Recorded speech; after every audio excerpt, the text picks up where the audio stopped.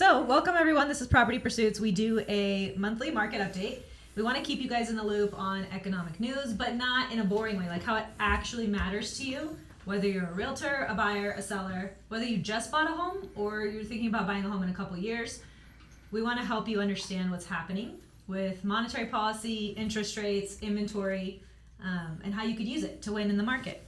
Trevor's joining us this time. He's the broker owner of Address Income. Do you want to introduce yourself, or should I just keep talking? Yeah, you just did. Yeah, thanks for having me and appreciate being on the podcast here. I'm the broker and owner of Address Income, so we specialize in helping with investors. And I've known Trevor for a while. He's actually helped us purchase investment properties personally, so I can attest to him knowing his shit. But I learned something from him when I posted about housing, but it looks like that's not the next thing we're going to talk about, so I will pivot. We're going to talk about a market update. Well, last time we were talking about, everybody's been talking about interest rates, and it's been really exciting because it's put a little pep in people's step that the Fed is cutting rates. When we're at the beginning of a rate cutting cycle, that's exciting, not just for mortgage lenders who have been suicidal lately. It's also exciting for buyers because better interest rates, better borrowing costs improves your buying power, and hopefully will create some inventory for sellers who have been trapped and want to make a move. Lower borrowing costs improve basically people's outlook around what's the word? The economy. All around. And housing. Everyone. All parties are all happy. the things. But I think a lot of people have failed to account for the fact that this market, current bonds, demand for mortgage bonds, which is what actually drives mortgage interest rates, has already priced in 100 basis points of rate cuts this year, which is likely all we're going to get. We got 50 basis points in September, and we'll probably get 2 more 25 basis point cuts. And we likely will not see a huge reaction from mortgage interest rates in response. The other precursor or warning we've been giving everyone is that interest rates take the elevator up, but they take the stairs down. And so we are expecting that this trend of interest rates improving to be bumpy. I sent out like a bunch of refinance quotes last week, and they don't exist this week because interest rates went up on Monday. Nothing to panic over because those rates will come back. It's going to be a bumpy road. But the thing that's impacting us this week is jobs. So we were expecting more. It's a jobs week, which is big news. The two things that are going to drive interest rates the most right now are inflation cooling and jobs, the labor market weakening. But it didn't weaken so far. I mean, we'll get the big number, at least for the last month. We'll get the big number Friday or Thursday? I believe Friday. But ADP's preview came in today and showed jobs added. So that's not ideal, because if the labor market is really strong, the Fed doesn't have to proceed with rate cutting because inflation is coming down. And if the labor market is tolerating higher borrowing costs, then they can keep it that way. I don't think in truth that's the case. We've talked a lot on the podcast about the real jobs numbers versus the job numbers we're getting. But still, it's going to be a bumpy road with interest rates down, is basically my 2 cents. What do you guys think? I agree with the pep in the step. I think over the last 7 days, we've noticed more activity on listings. We had a couple of listings that magically got 4 showings for house on Friday. We listed a duplex in Midtown, and there was 6 interested parties. And the numbers aren't super great. It's hard to sell some of these sometimes. But yeah, that's kind of activity that we haven't been seeing the last couple of years. And I was just explaining to John, one of the agents in our office, I was like, to sell investment properties, what we've been missing is demand. So the numbers are one thing, financing is one thing. We just haven't had the buyers in the market. And I think they were just waiting for the interest rate cuts news. So it's felt a little differently over the last couple of days. Hopefully we keep seeing that over several weeks. But yeah, I've noticed something a little different out there, a little pep in the step. Not a total change in direction, but a little positivity. Mm-hmm. Mortgage applications are up. Yeah, some of the highest levels since I think 2022. So if people are getting more active in the market, that's another reason that investors could be getting off the fence. Mm-hmm. Because forecasted rates of appreciation here in Reno specifically, they start doubling once we get past 12 months. Mm-hmm. 5 years from now, they're expected to be 25% year over year. So if you're an investor, you're now thinking, okay, we're on the right trend now. Mm-hmm. Even if the rate isn't going to be the lowest I could possibly get, now's the time to get in so that I start gaining appreciation. Yeah, hopefully they're making that decision. And I always say investors don't have to purchase an investment property. They wait for everything to be right in their lives, market conditions to be optimal. They don't have to purchase an investment property. Unlike people buying and selling homes, home occupiers listing their house, moving jobs, markets, investors buy when they're comfy, and hopefully we're getting them more comfy again to enter the market. So because real estate investing is a big deal. Which, what you were just saying about buyers was the point I was so excited and overeager to get to. So I posted this reel about a conspiracy theory I have, which I still have. However, you have educated me on who's actually buying homes in this country. So I posted a reel about how I think it's pretty entertaining that there's this huge campaign, and Emily in your office testified to it. All the 24-year-olds are being fed content and propaganda about how renting is the way to go. The American dream is dead. Home ownership is impossible. Just rent forever. The media is constantly telling people housing's unaffordable. Wages have not increased with home prices. Interest rates are high. Inventory is low. Home prices are through the roof. They publish articles like $1 million starter homes hit $1 million. And you're like, that doesn't help, right? Because people feel defeated when it comes to buying real estate. They think it's impossible. Sandy knows it's not. She's got an amazing success story coming later for first-time homebuyers. But if the media, everybody, the media is owned by big corporations. They're all pushing this agenda. Don't buy, be a nation of renters. But it is true. all of the real estate agents say buy every single day. Institutional investors do buy a lot of real estate, and they are attributing more of their funds to buying real estate in the coming years. They think it's a good opportunity. But what Trevor taught me is that they don't actually own the majority of homes in this country. So feel free to explain that. There's been I think it's been kind of fun this election cycle to see housing be in the news more and have more people talking about housing, where it really hasn't been an election topic. It hasn't really been up there with abortion and all the other, economy and all that type of stuff. It's a problem that I've seen for many years that has been brewing. We don't have enough inventory in the U.S. There is not enough supply of housing, which means apartments or single family homes. We're 4.5 million homes short. Yeah, 3 to 5, 4.5. That's per like the Fed, and it's a continual problem that is going to permeate everybody's lives because everybody needs shelter. So whether you're not prepped to buy a house, you're renting an apartment, it affects that market. All housing affects all housing. So we've seen this problem coming. Land is getting more scarce. People owning land are getting smarter. There's more information systems to educate a family that owns 20 acres in South Reno or something like that to sit on it, to wait a generation or two because that land's worth millions and millions of dollars. So, landowners are making different decisions. The costs of construction continually climb, materials continually climb. Basically, there's tons of headwinds for constructing new units, either houses or apartments. So we have this problem that's been brewing, and the way that American cities are built with regulations or zoning codes and everything like that, it's not really optimal to add new housing. Plus, none of the population really likes it. Nobody really wants any new housing. Everybody hates new apartments in Reno. So even the population doesn't want it. So basically, it's causing a housing deficit, which makes housing unaffordable because you have more demand than you have supply. And this has been brewing. So there's definitely houses as an investment vehicle has definitely grown not only to small investors, but obviously to Wall Street. It was really exploded for homes. I was there 10 years ago during the recession. So during the foreclosure crisis, and a lot of institutional operators figured out how to acquire homes nationwide, kind of one at a time. Do you know how women in Reno have found out about it? How what? Women in Reno have found out about investing in real estate? Through your event. Through the Features Female. Through the Features Female. Yeah. Just wanted to buy in there. Yeah, well, we got to plug that a little bit. For investing. Address income is going. Yeah. That's basically where we're at with housing supply and demand. So a nation of renters, to answer that question or elaborate on that, I don't know Honestly, that part of the social media, I think that's especially more on like TikTok, like on those channels, kind of like on the lower age group categories, just talking us as marketers.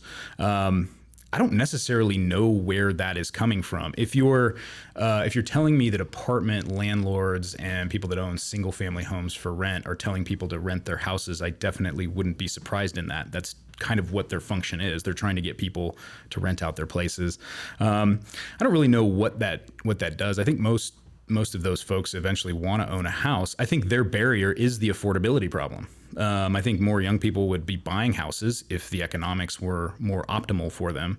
So don't have really a direct reason or thought on why a media channel would be like promoting younger people to just rent or rent for their life. That's something we definitely don't say or promote or anything like that. I always, when we're working with investors, kind of one of our preliminary, especially if it's somebody younger, 25 or something like that, have graduate college, have a job, they're like focused on investment properties. I'm always like, do you own your house? And they're like, no, we haven't bought a house yet. I'm like, you probably should do that. That's your first primary investment. Like, don't skip that step. Like, I know real estate investing is fun and figuring it out is fun and all that kind of stuff, but like, don't skip that basic step. Like, let's just invest in your primary residence. It's really cool because you start building equity and net worth, and it gives you a roof over your head. It's like two things at once. So you definitely want to do that. But I think that part of maybe some explanation there is just what I call the online real estate investing complex or machine. Real estate investing has been so popularized, like through different shows and different gurus out there. It's kind of a mess. And you log on and you see what I call Ferrari dude.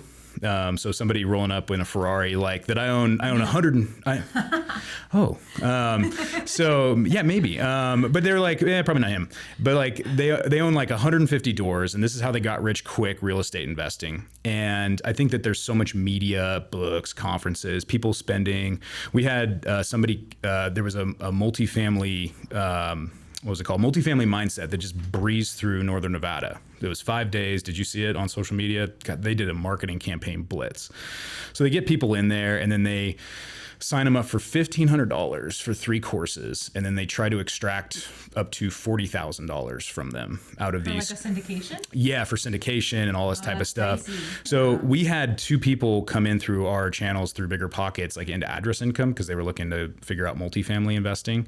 And sadly, they had signed up for that. And I was like, I felt really bad. But that's how powerful those campaigns are on that end of it, where they're getting people that are not really prepared to be real estate investors, and they're getting them to buy stupid things, books and, guru like all kind, not podcasts, but guru like conferences and like all that type of stuff. And so I think that it's that kind of complex, that get rich scheme in real estate investing, which is attracting some of those younger people to like focus on that stuff instead of buying their primary residence, which is what they should be doing. There's no magic trick to real estate investing. That's what I love about it. And that's what we try to educate people on, is that it's not a get rich quick thing. It is a long game, but it's a long game that before you're a millionaire, there's so many other benefits you get from it that it makes sense. Sorry, Michelle. It makes sense to put, I just spit all over the microphone. She probably heard like the water droplets forming in my mouth and then coming out of my mouth and then landing on the microphone. Anyways, so Jackie's not paying attention because she totally would have been laughing if she was. Okay, anyways. Called out. Dang. What I want to teach people on real estate is that it's not going to be this get rich quick thing. It's not going to be this I went from 0 to 150 units in 12 months. It's going to be I worked hard. I bought my first home. It was totally attainable because I had a strategy. Then I ended up moving up from that home, kept it as a rental, and kept going. And then I bought more properties. And then eventually it started snowballing to where I was picking up 5, 6, 7, 8 properties per year, because there is a snowball effect to this. One of the first speakers that we had at the Futures Female, Stacey Magali, she started with her condo when she was 22. Now she owns hundreds of doors, and it's because she just let the snowball effect go. And she shops at Target. She doesn't waste money. But one day she's going to probably own the freaking Target because of how much money she's making. Anyways, the thing that was really interesting to me is how you broke it down for me, even, kind of speculating on how much of Reno is owned by investors, and it's a very, very small amount. Yeah. It's frustrating to me sometimes when I hear just we're out in the industry, whether they're lenders or other real estate agents or title and escrow people, and they're like, in these institutional. And when I say institutional investors, I mean large companies, large. We like to call them I don't like to call them that, but like Wall Street, basically buying and owning single family homes and then renting them out for cash flow. So they're everywhere. They're buying all these houses, and it's like, yeah, nationally kind of in certain markets, but not here in Reno, like not at all. There's really only two institutional level players that are here in Reno. It's American Homes for Rent, which I used to work for many years ago, and Tricon Residential, which was just bought out by Blackstone. Those are really the only two institutional. They really haven't been buying at all in like the last 2 years, like zero. Which is interesting because Reno's a great market to invest if you run the numbers. Not for them. It's too expensive. It's too expensive. Yeah. Reno does not cash flow very well for single family institutional investors. That doesn't mean that Reno's not a good market for real estate investors. Make no doubt about that. It's these big giant funds. They're evaluating the entire country. So they're looking at all of the markets. So cash flow. Yeah. So if you have a fund and they're gathering money from different buckets, and then they hire these companies to go out and acquire homes to rent out for, they're doing mass calculations. So they're trying to figure out which ones are going to cash flow the best. It's kind of what we do here in Reno.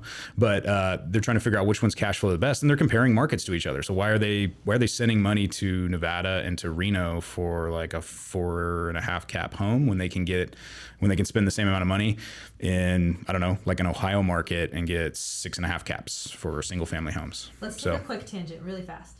What is a cap rate? Yeah, a cap rate. And what's the best cap rate you've ever seen? So a cap rate is short for capitalization rate. It's a really simple, it's just your annualized return after all operating expenses for a real estate investment asset. So your mortgage, your carrying costs. Not mortgage. Not mortgage, just operating expenses for the asset. So the cash on cash includes mortgage. So there's a couple of other calculations and metrics that are applied for debt and financing and stuff like that. Cap rate is the most simple because it just takes the purchase price, and then you're just looking at gross income, the operating expenses, and you're looking at the net operating income. How is paying your mortgage payment not an operating expense? It is, but it's just a different metric. So use cash on cash for that. That includes the mortgage payment. But all cap rates do not include mortgage. Damn, that was news to me. It's part of the confusion of cap rates. I mean, honestly, like some people could be including that in there, and that's what they call it. But typically, we use a different metric for that. So that's cash on cash that uses. Literally never heard of cash on cash. Well, we're all learning some new stuff today. But yeah, so yeah, cap rates. And the reason for that is when you're trying to compare two investment properties. So say like you have a fourplex multifamily and another fourplex multifamily, right? And two different agents listed on the market. The train is going how many miles an hour? I'm just kidding. Okay, so two fourplexes get listed on the market at the same time. Okay. Two different listing agents. Yeah, two different listing agents. One of them is paid for, and one of them has debt. Right. Okay. So the one that has debt is going to have a much different monthly income, right? Net operating income. But why do I care about the debt currently against the house listed for sale? I'm going to have different debt listed against either one. You're going to look at exactly. Then you're going to take the debt out of the equation, and you're going to want to just compare them side by side for cash flow. Rate based on my mortgage. Yeah, I can do that. We can put financing into any real estate analysis over the top, but it's not really the baseline default that you need to understand, and really it's to compare different investment properties for cash flow. Okay, but the reason I'm going like this is because if you're an investor and you're looking at this listing and it says cap rate this, that don't mean shit to you because you have to figure out what your cap rate will be with your new financing. Correct. See, this is very valuable. Which we do, but you still can't compare them to another property if they have different debt situation on there. Yeah. So and you will have a different debt situation on there. Yeah. So you can do analysis where you put debt on both of them, and you're going to need both net operating incomes for that. But also cap rates, which are really cool, is you can compare it to different investment vehicles. So because cap rate in its basis is just an annualized return. So the easiest way that I always explain a cap rate is if you buy a property for $100,000. I know there's no $100,000 properties in Reno. If there is, There there's also no isn't two there's no roof. multifamilies for sale at the same time, but I didn't correct you there. Well, technically, I mean, yeah, well, 2 fourplexes. Okay, so if a home is purchased for $100,000, right, and it's net operating income, so that's its annual gross income, right, and you take out all of the operating expenses, not debt, is $5,000 per year. So you're getting $5,000 per year. So say like the gross income was $8,000. Taxes, insurance, repairs and maintenance, property management, all that stuff is $3,000. So your net operating income would be $5,000. Each year, because you spent $100,000 on the asset, you would get $5,000 back, which is 5%. So that'd be a 5% cap rate. It's capitalization rate. It's just an annualized return. The reason this vehicle is good is because you can compare it to the stock market and you can compare it to other investment vehicles. It's just an annualized return metric. decide It doesn't the best include the place to debt put your over the money. top of it. So the debt over the top of it is a more advanced, particularly for that buyer, how much they're putting down, what they can qualify for, and it's additional math over the top. But we just like to look for cap rates for comparison analysis for investment properties, that basic, without debt. So what's the best one you've ever seen? Man, like in Northern Nevada? Yeah. Sure. Like single family, multifamily? Probably multifamily. Multifamily typically cash flows better than single family. Single family is better for some other reasons. I don't know. We've done this last year we pulled off for a buyer out of address income, we did an 8.5 cap for an 8plex in Carson. Oh. So that was on pro forma, cleared basically high 7s and 8 on actuals. Wow. So that was pretty good this last year. Caught the sellers at the right time. It was a really good deal. We did our magic and got the investor in there, but that's like an unusual cap rate. I think per square foot was like $135 a foot for 2 bedrooms in Carson. So that was a pretty ripping deal. Yeah. But yeah, like all time, I don't know. We've seen some like 9s, 10s, but that's basically like you're just outlier properties. Like that's not something that's Should be normal. expected. Yeah, typically in Reno's calendar year, because I analyze every property that hits the market every single year, multifamily. So we do all the cap rate analysis. I probably see like 2 or 3 good outlier deals a year that are really, really good. So you have to be on top of it. You have to have a really good buyer that's ready to rock and roll on it. But yeah, nothing's above a 10 cap. That's like, that's just crazy. Like somebody made a really big mistake if something like that occurs. So I'll be waiting. I better be the buyer you call. yeah. Okay. Myth busting. We already did it. We already debunked what I said.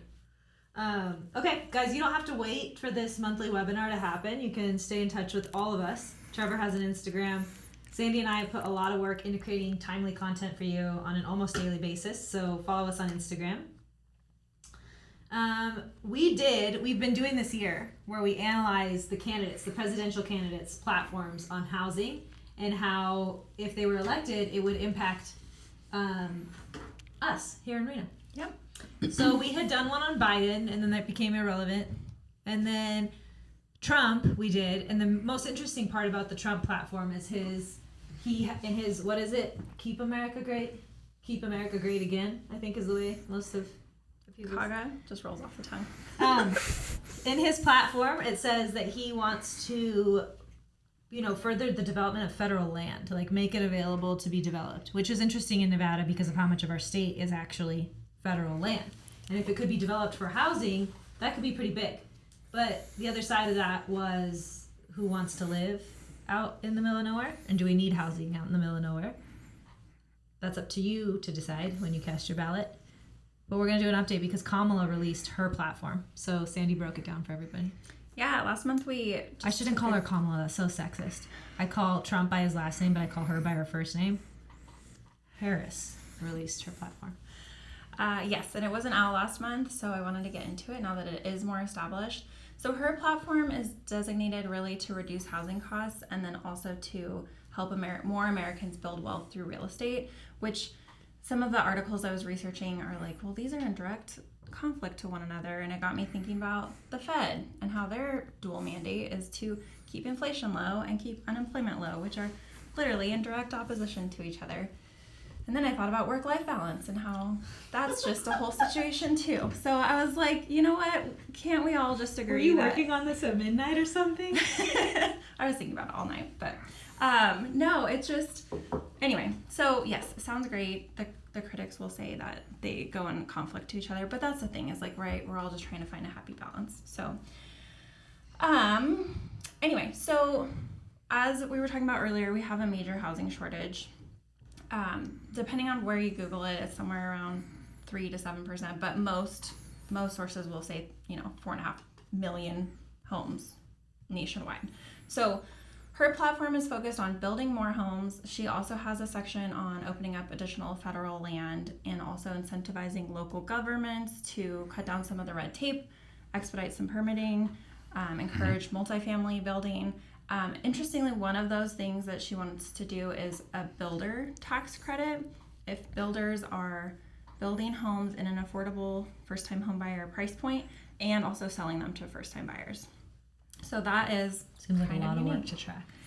Yeah, that's the thing. So anyway, so then, it's like, okay, well, do we think that building more supply will actually, and Trevor's talked a lot about this, like we like the idea of more housing, but then we don't because that decreases our property values, at least temporarily. So, right, we get into this thing, but when we think about a shortage of 4.5 million homes, do we think any of these candidates can actually build 4.5 million homes? No. At least not anytime soon. So I personally, here's my opinion, don't think that that's going to be like a huge problem that we're going to face anytime soon. Meaning you don't think it's actually realistic that our home values go down because of an increase in inventory, because there's no way you fill that gap enough for your home value to go down. Oh, good point. That's my personal opinion. Especially Just when we wanted have... to make sure it really got driven home. Okay, so then part of it too is like investor policies. So what is her plan on institutional investors? So her plan does outline some things, and I was talking to some people this morning about it, and they were like, well, right, you want to have a balance between tax benefits because we want people to provide rentals for housing, but then also we don't want that, institutional investors pushing out first-time home buyers and creating a nation of renters. So I thought Trevor's research was really interesting on how the institutional investors aren't actually a huge threat. Yeah. And her... Yeah, I don't think I actually answered exactly how many are in Reno. Like the institutional, they own a rough, somewhere around 500 single family homes in Northern Nevada out of 130,000 detached homes. So that's roughly what the number is. The overwhelming chunk of investors, there's another 20,000 rental property owners. Those are just small investors out of like 130. That's just detached homes in Northern Nevada. 10 or less, you said? Yeah, it's roughly the mom and pops are basically 15% of all homes is like a rental property, right? So, and they've always been there. That's the funny thing. Like everybody's attacking investors. Like they're people's parents that have owned a rental property for like 15 years. They own it as an investment. They're renting it out. They're doing just what the institutional investors are doing. You know why? They're just smaller. Because the tax code is written in their favor. Totally. The entire tax code. It's really good to own a rental property. Is written in the favor of being a real estate investor. Totally. So yeah, it's kind of weird. Plus, what's interesting is they lose them. So there's homes that were rental 4 months ago that the owners decide to sell. Overwhelmingly, 9 out of 10 buyers are going to be a home occupier here in Reno. So that we're losing rental stock while people are purchasing them. I don't really think people quite understand how these actually work if you just think about it for a minute. But yeah, overwhelmingly, all the investment properties in Northern Nevada, homes. So all these like competing against the kid that's trying to buy the house, affordability and all that sort of, are just mom and pop rental property owners. That they're overwhelmingly the large majority. Institutional, very small. First time home buyers is truly ego and misinformation. Like I could die on a cross arguing this. They don't want to live in a house that isn't in Midtown with a white picket fence and has a pool in the back. So that's ego. They're not willing to do a starter home in a neighborhood they don't really want to live in for a couple years until they can move up. Or they've been told that they don't qualify, so they never try. They've been told it's a bad time to buy, so they never try. They've been told that home values are not going to appreciate, so they don't try. Yeah. That's what I think is really the biggest threat. But sorry to interrupt, Sandy. Yeah. Please. No, Yeah. no. I mean, I think you're exactly right, because a lot of people, if they finally apply, a lot of people are pleasantly surprised. Or we can come up with some sort of cosigner strategy or something to make it work and get that foot in the door, start building equity, all those things. So, yeah, first time home buyers, look out, look alive. That is real estate investing. Every home is an investment. Yeah, and we're going to get more into that too with our next section too. But anyway, so her plan calls for a decrease on some of those tax benefits for institutional investors, and the number I found was if you own over 50. So pretty large number, but who knows what the actual policy, if it ever gets passed, what it would look like. Lots of her policies also support some of the Biden policies. So they support investment for low income neighborhoods, areas that are kind of need reinvestment and such like that. That was good. And then they're not pro-rent. It's okay, Jackie didn't catch it.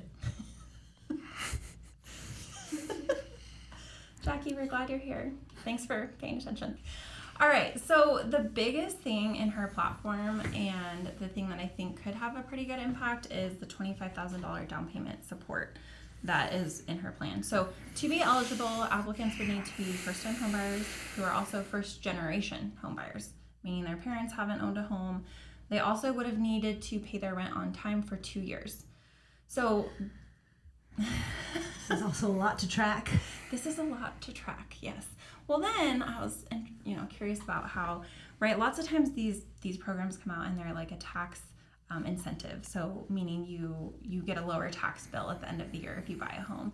And that's not actually that helpful for people trying to buy a home. This one looks like the IRS would actually cut a check and it would be delivered. Yeah, money at closing, which could go towards down payment and or closing Oh, that's costs. huge. Yeah, that's, I think, the only way that these become effective, because you can't buy a house with your expected refund next year. Yeah. So if that actually happened, that would be something. I also researched something about this wouldn't come into effect until some more supply has come on market, which is another big issue people have with these kinds of programs, is if you increase demand, we already have too much demand for these. I was going to say, buyers have more incentive to buy now, and in another $25,000. Sounds like the home prices are going to go up and absorb all that. I don't know. I don't know how this works. Like, I just don't understand how this is. It seems like a campaign thing. I don't understand how functionally this works in housing. My bigger concern functionally is how you track all this. Yeah, that too. Yeah. I don't think Yeah, who qualifies? Like, whoa. the numbers said it would be around 400,000 people would qualify. So I personally don't think that would be enough people nationwide to, equally offset the price of homes by 25,000. But hopefully just give people who, a little leg up. Yeah, because there's people who do get to take advantage of these programs when they work, when they pan out, and when they materialize. The people who do get to take advantage of them, it does benefit them. Like the Cal, what was it? Cal FHA, Cal HAFA. That program in California where they were giving away free money, it runs out really fast and then they do it again. The people who got into homes with that money are stoked. Yeah. So I don't want to be negative and say there's no solution here. There's definitely solutions. Supply. Yeah, basically. Yeah. And so if We need more houses. right, if the plan If you can't works, sell your house, if there's too much supply and you can't sell your house, you're going to have to reduce the price of your house. That makes it more affordable. Right. So if her plan worked and she was able to increase supply and also give other people a leg up, theoretically, should work. So anyway. Theoretically. I would That's like it. Yeah. All right. Well, that was fun. Guess we get some more loan apps. Okay. Next, we've been hitting also on the tax benefits of purchasing a home. So I wanted to talk a little bit about my own personal situation. So I'm a house hacker. I bought a house a couple years ago and I live in it with 3 roommates. 3, which is super fun. In case any of them are listening currently. Yeah. No, it's actually great. We are all very cohesive, but I also, it basically offsets my mortgage. So it's huge in the way that I have almost no living expense, very low. So that's a huge benefit of house hacking. But then on top of that, I'm getting the appreciation, right? My home's going up in value over time. Like, these are the things. My loan balance is going down So as I pay my amortization payment gains. every month. So the thing that I don't think it's talked about enough is the tax benefits. So this year when I was filing my taxes, I claimed all that rental income and it actually increased my return. So I was able to, now that it's considered like a partial investment property, write off my house cleaning service, my repairs, things that typical primary residence. Can you depreciate it? I can depreciate it. Yeah, that's the other huge benefit now that I can do as it's like partial investment. It gets a little complicated because now my house is a little bit investment, a little bit primary. So that does also impact my capital gains tax exemption. That's a huge benefit for people who buy a primary residence. You can buy a home, live in it for 5 years. It goes up in value, $50,000 or whatever. You made $50,000 when you sell that home, and you can take it tax free. As a single person, you can gain up to $250,000 tax free. As a married couple, it's $500,000 tax free. So that's a big way we talk about building wealth, is the home going up in value and then that tax benefit. So you doing this does jeopardize your... It does decrease that, like the max that I can take, but now I'm adding the depreciation. So my moral of the story is my situation is now a lot more complicated, but I'm able to write off a lot of things, like typically I should also say I'm not a tax person. We're not here to give tax This is advice. my We're tax sharing advice. personal story. Definitely not. Yeah. I take zero liability. You should really talk to a CPA. But there's certain things that unless you were doing like a big improvement on your primary residence, like adding a pool or whatever, I wouldn't, that you could take as a tax Sandy, deduction. we're going too far in the weeds. Okay. Anyway, tax benefits are great Do it. when you buy real estate. Okay, so this month's success story kind of loops us back to that government down payment assistance. So Shivani and I closed a loan a couple of weeks ago for some first-time home buyers, and they got into the home with $0 down. It was huge. So when you look at down payment assistance, you partner that program, whichever one you choose, and there are tons, with some other standard loan. So we did an FHA loan, we did a 4% down payment assistance, and then the realtor negotiated a credit to cover the rest of the closing costs, which weren't very much. In today's current impossible quote-unquote market. In today's current impossible market, 2 homeowners got into a home with $0 out of pocket. Yay! It was huge. So it is possible, and It's like a free house. Yeah. Well, you got to pay the payments, but.